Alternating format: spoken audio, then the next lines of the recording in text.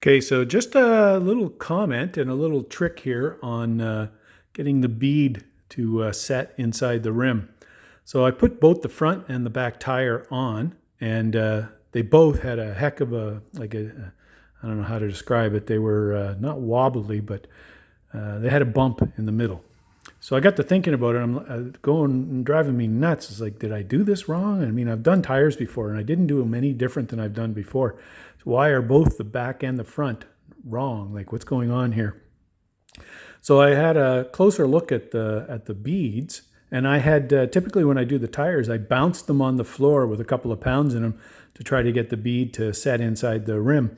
And I'd done that with both these, but it was still a spot on each tire, on each side of each tire, where the bead hadn't gone up onto the rim, even though I'd pressured them up to 28 psi, both of them.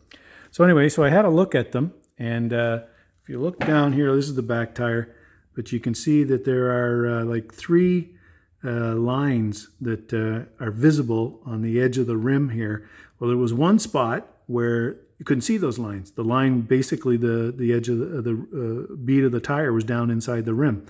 And that's why when you'd look across the edge of the tire and you'd spin it, it wasn't spinning nice and evenly like this. There was one spot where it would kind of go down like that, dip down, and that would correspond to where the tire was a little further down into the rim. So it hadn't gone up, the bead hadn't gone up onto its position inside the rim.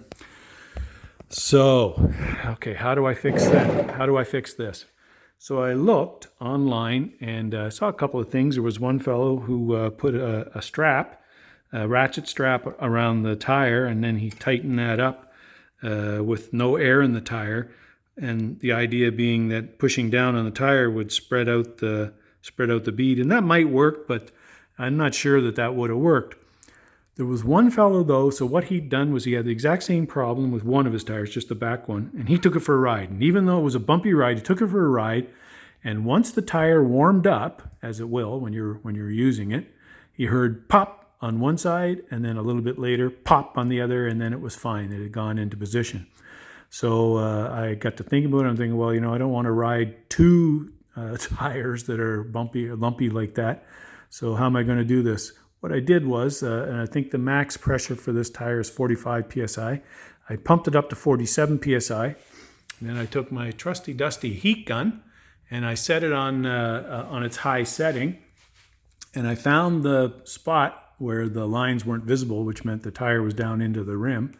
And I just got maybe just 2 inches away, and I just kept going back and forth along that spot, which was, probably just like this much of the tire was down in.